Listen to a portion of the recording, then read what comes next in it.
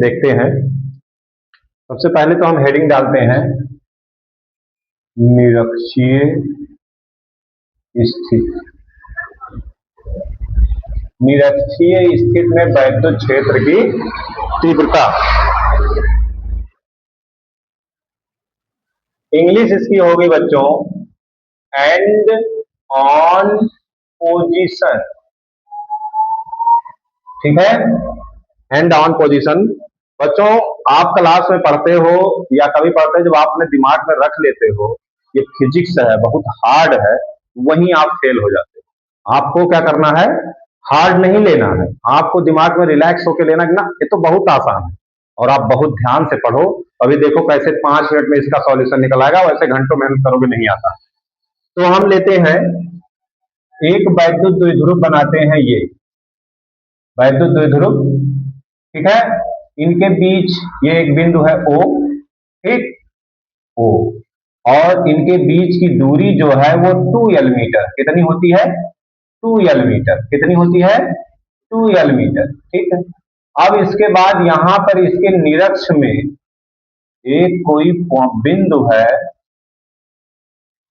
एक कोई बिंदु है P, जिस पर हमें वैद्युत क्षेत्र की तीव्रता ज्ञात करनी है। हम क्या करें, यहां O से यहां तक की जो दूरी है उसको R मान लें। इसको हमने R मान लिया, ये बिंदु P हो गया, ठीक। ये E1 हो गया, ये E2 हो जाएगा, और ये परिणामी कैपिटल E हो जाएगा, ठीक है। यहां हम माइनस Q रख लेते हैं, और यहां बहुत आसान है, ध्यान से देखोगे तो बहुत ही आसान आपको लगेगा, ठीक है। गर्मी तो बहुत हो रही है। इसमें हमको करना क्या है, हमें इस बिंदु P पर वैद्युत क्षेत्र की तीव्रता ज्ञात करनी, ठीक है। तो हम क्या करेंगे, लिखेंगे माइनस Q आवेश।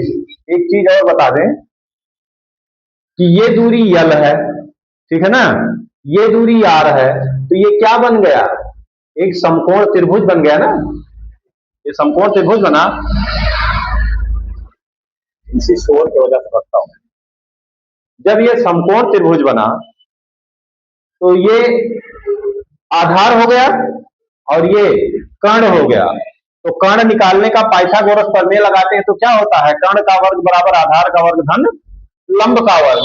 तो वही चीज हम लगा दे इसको, अंडर रूट में R square plus L square. ये दूरी माइनस Q से P तक की हो गई, और वही सेम दूरी ये भी हो जाएगी, अंडर रूट में R square minus L square. इतनी बातें समझ में आई, ठीक है।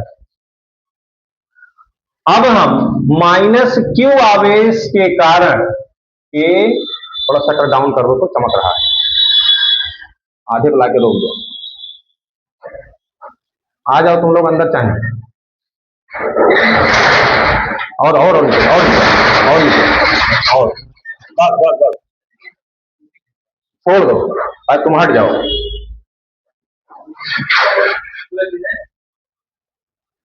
ये बेंचिया छोड़ दो, बस। माइनस Q आवेश के कारण P बिंदु पर वैद्युत क्षेत्र की तीव्रता, P बिंदु पर वैद्युत क्षेत्र की तीव्रता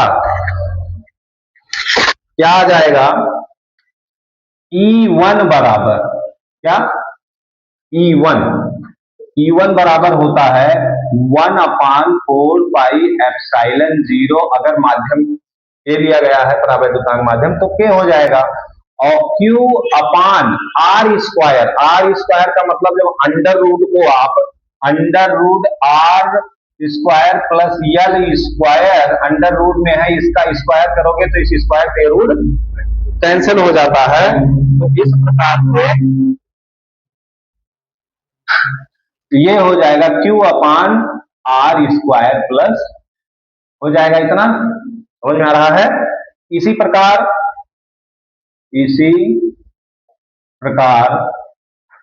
प्लस क्यू आवेश के कारण पी बिंदु पर वैद्युत क्षेत्र की तीव्रता E2 बराबर 1/4πε0 Q upon R square plus L square. इसमें माइनस नहीं आएगा क्योंकि यहां से ये दूरी सेम है, यहां से ये दूरी सेम है ना, तो प्लस ही रहेगा। उसमें माइनस था क्योंकि हमने माइनस के आवेश कारण उधर से लिया था, तो उसी अक्ष पे था, अक्षीय स्थिति में निरक्षीय है। तो क्या हो जाएगा, परिणामी P बिंदु पर हम लिखेंगे, P दिख रहा है, P बिंदु पर परिणामी तीव्रता E बराबर है इधर को और इधर को, यही है परिणामी, उसका यह हो जाएगा परिणामी तीव्रता E बराबर E1 प्लस हो जाएगा। अब माइनस क्यू आवेश के कारण और प्लस क्यू आवेश के कारण, एक बार रोकना वीडियो। हमने इसको किया, अगर E1 और E2 लिखा हूं तो इस डायरेक्शन में है, ऐसे और ऐसे, तो ये हो जाता है E1 cos थीटा और ये हो जाता है E2 cos थीटा। तो यहां पर हम लास्ट में रख देंगे cos थीटा और यहां पर भी रख देंगे cos theta.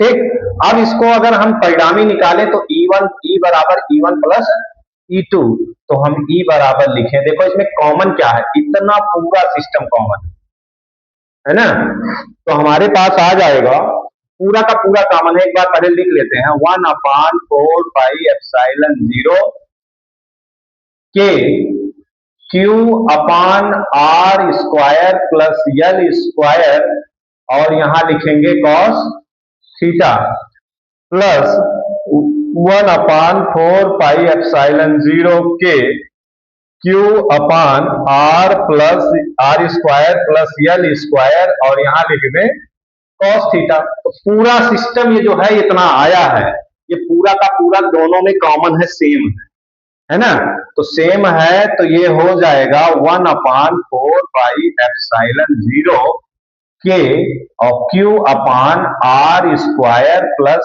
L square cos theta हमने कॉमन ले लिया तो 1 + 1 हो जाएगा ना, तो 1 + 1 यानी 2 cos थीटा हो जाएगा। तो बराबर हो गया 1/4πε0 के और Q upon R square plus L square और इंटू में 2 cos थीटा। अब चूंकि cos थीटा बराबर होता है आधार बटे कर्ण, क्या होता है, आधार बटे कर्ण, तो O से यहां तक की दूरी आप तो दिया ही है, तो cos थीटा बराबर आधार बटे कर्ण, तो आधार ये है और कर्ण ये है, तो cos थीटा की जगह पे हम लिख सकते हैं 1/4πε0 के Q upon R square plus L square into 2 और इंटू cos थीटा की जगह पे आधार बटे कर्ण, आधार L है, कर्ण तो आप देख ही रहे हो, तो हम रखेंगे आधार हो गया L और गुणे में 1 बटे, मतलब बटे में नीचे आएगा ना, आधार बटे कर्ण, तो अंडर रूट में R स्क्वायर प्लस इतना हो जाएगा। इतना में कोई कंफ्यूजन तो नहीं है, ठीक, गुड। अब इसको हम यहां फिर से लिखें, देखो पूरा लिखें, तो हमारे पास E बराबर आ गया 1/4πε0 के, ठीक है, के और भाई देखो यहां Q इंटू 2 इंटू L बलागुण नहीं, द्विध्रुव आघूर्ण P 2 इंटू QL है ना, या 2Q इंटू 2L, ठीक है, तो ये हमारे पास आ गया Q इंटू 2L और divide by R square plus L square, इतना हो गया, और बचा हमारे पास क्या है, ये इतना, इसको हम लिख सकते हैं ब्रैकेट में R square plus L square का पावर एक बटे दो। समझते हो ना क्या पावर होता है? अंडर रूट से बाहर निकाल, अंडर रूट में से बाहर निकाल के एक बटे दो लगा लेते हैं। अंडर रूट का मतलब वही होता है। अब ये एक हो गया, ये आधा हो गया, गुणा में घातें जुड़ती हैं तो डेढ़ हुआ ना, यानी 3/2 हो गया। अब हमारे पास ई बराबर हो गया 1/4πε0 k, और ये हो गया ऊपर p, और नीचे हो गया R square plus L square का पावर 3/2। कैसे आया, समझ में आया? ठीक है। अब चूंकि हम जानते हैं कि आर की तुलना में यल बहुत छोटा है, यानी हम लिख सकते हैं L is much less than, L square is much less than R square के। तो उसको हम क्या करेंगे, एल बराबर 0 नकारे मान लेंगे।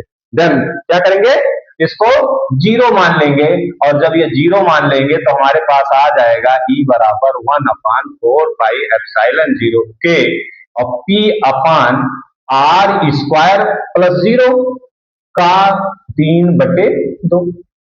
ये होगा ना, वो यल वाला 0 हो गया। अब जब यल वाला 0 हो गया तो घात के ऊपर घात चढ़ी हो तो घातों का आपस में गुणा होता है, और जब घातों का आपस में गुणा होता है तो ये ऐसे हो जाता है, और ये कट गया। हमारे पास आ गया ई बराबर 1/4πε0 के, और p अपान आर की पावर कितना बचा, उसमें आया था अक्षीय स्थिति में 2p अपान आर क्यूब, और इसमें क्या आया, p अपान आर क्यूब। समझ में आई बात? निरक्षीय स्थिति में वैद्युत क्षेत्र की तीव्रता का सूत्र। ठीक।